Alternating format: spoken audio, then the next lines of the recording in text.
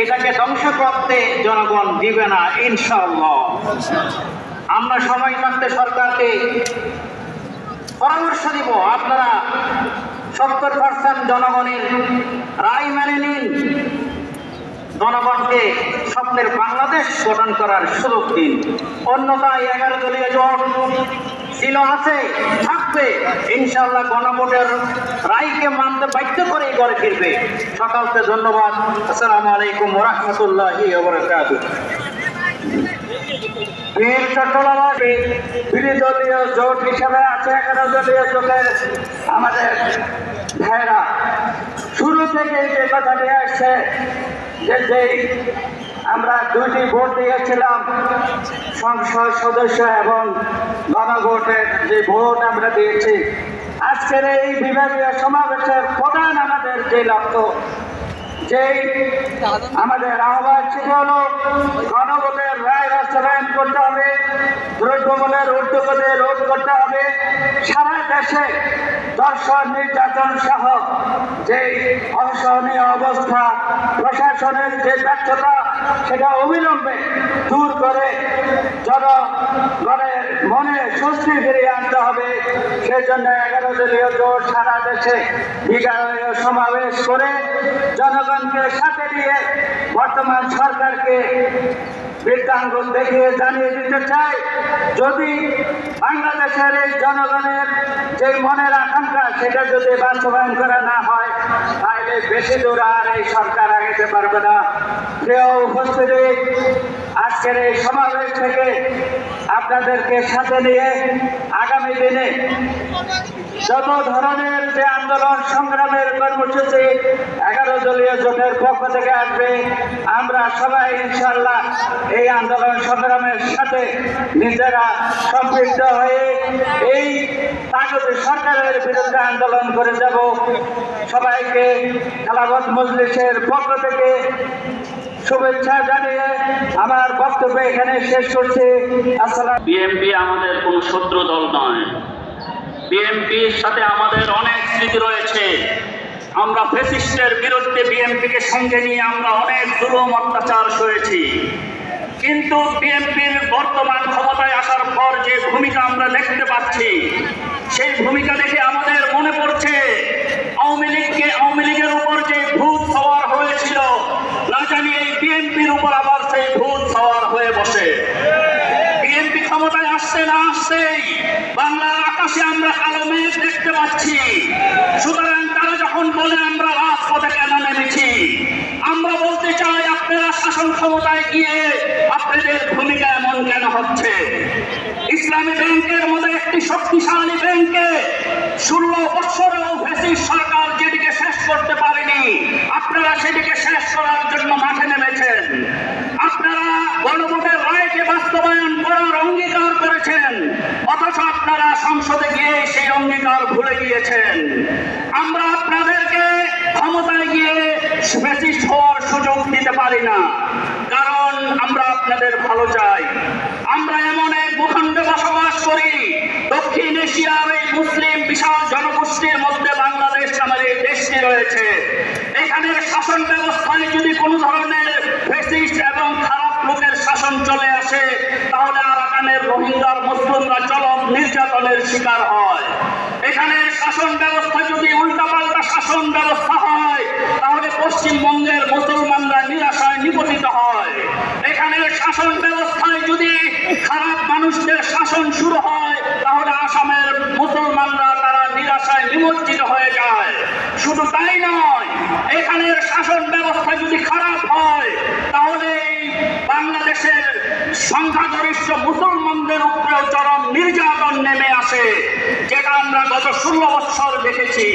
সুতরাং আমরা বিএনপিকে সাবধান করে দিতে চাই, আপনারা আমাদের শত্রু নন, কিন্তু যদি শত্রুর মতো আচরণ করেন, তাহলে আমরা মাঠে ময়দানে আপনাদের বিরুদ্ধে প্রতিরোধ করে তুলব। আমরা আপনাদেরকে ফ্যাসিস্ট হতে দিব না।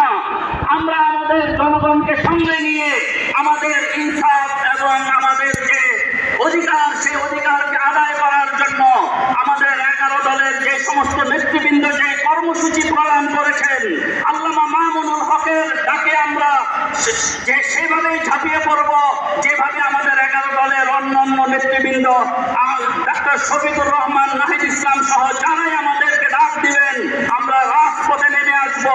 এই জন্যই নেমে আসব, আমাদের এই বাংলাদেশকে নতুন ভাবে গড়ার জন্যই আমরা 24শে আগস্টের বিপ্লব সংগঠিত করেছি। সুতরাং যদি আবার কেউ ফ্যাসিস্ট হয়ে ওঠার চেষ্টা করে, তাহলে আবার আবার জুলাই হবে, আবার 5ই আগস্ট হবে। এই দেশের মানুষ তাদের মুক্তির অধিকার নিশ্চিত করেই ছাড়বে ইনশাআল্লাহ। আসসালামু আলাইকুম ওয়া রাহমাতুল্লাহ। প্রিয় উপবাসী, আসসালামু আলাইকুম। আমরা এখানে সমবেত হয়েছি জুলাই বিপ্লবের আকাঙ্ক্ষা গণভোটের রায় বাস্তবায়নের জন্য। আমরা সমবেত হয়েছি দ্রব্যমূল্যের ঊর্ধ্বগতি নিয়ন্ত্রণের জন্য, জনদুর্ভোগ নিরসনের জন্য। কিন্তু আমরা দেখেছি আপনারা যখন মজলুম ছিলেন, তখন আপনারা খেতে খেতে বলেছিলেন আমরা জনগণের কাতারে থাকবো, আমরা শোষিতদের পক্ষে থাকবো। কিন্তু আমরা নির্বাচিত হয়ে 2টা ভোটের মাধ্যমে আপনারা নির্বাচিত হয়ে আপনারা শাসনের নিন্দা টেকনিক অ্যাপ্লাই করছেন। আজকের এই বীর চট্টলার এই সমাবেশ থেকে আপনাদেরকে হুঁশিয়ার করে দিতে চাই, অবিলম্বে গণভোটের রায় বাস্তবায়ন করুন। না হয় অতীতের মতো 24শে জুলাই বিপ্লবে দেশের ছাত্র জনতা যেভাবে হেলিকপ্টার গড়াই দিছিল, ইনশাআল্লাহ বীর চট্টলাবাসী আবার প্রমাণ করে দেবে ইনশাআল্লাহ। সম্মানিত ভাইসব, আপনারা জানেন আমরা নিত্য পণ্যের এই দাম নিরসনের জন্য বীর চট্টলাবাসীর কাছে অনুরোধ করতেছি। বীর চট্টলাবাসীর কাছে আমরা আবার অনেক আবদার নিয়ে আজকে সমবেত হয়েছি। এটা সেই বঙ্গোপসাগরীয় চট্টগ্রাম, যেখানে পাহাড়, যেখানে সাগর, নদী, প্রাণ, প্রকৃতি প্রত্যেকটা জায়গা থেকে বিপ্লবী।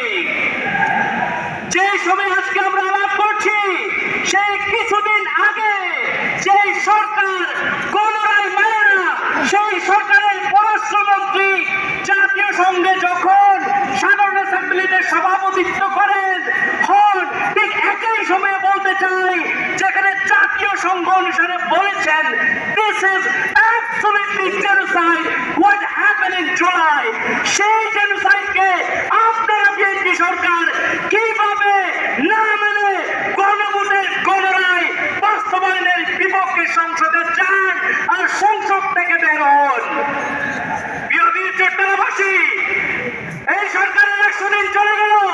100 দিন আমরা দেখেছি হিউম্যান রাইটস ভায়োলেশন হয়েছে, 100 দিন আমরা দেখেছি জেন্ডার বেসড ভায়োলেন্স হয়েছে, 100 দিন আমরা দেখেছি একটা অথর্ব ঘাটতি বাজেট পেশ করা হয়েছে।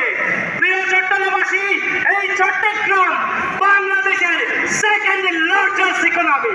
এই চট্টগ্রাম বাংলাদেশের জিডিপির 12% কন্ট্রিবিউট করে, কিন্তু সেই চট্টগ্রামের মানুষকে আমরা জলাশয়ে অর্ধ পানিতে আসতে দেখি। সেই চট্টগ্রামের মানুষকে আমরা দেখি নিত্যদিন মুহূর্তে মোশাররফ মেয়র এখানে কাজ করে। সেই জন্য আমি বলতে চাই, from the hill to sea there will be no corruption, from the hill to sea total land will be corruption free. ইনকিলাব, ইনকিলাব, ইনকিলাব, ইনকিলাব। তোমার দেশ আমার দেশ, তোমার দেশ আমার দেশ। ইনকিলাব জিন্দাবাদ।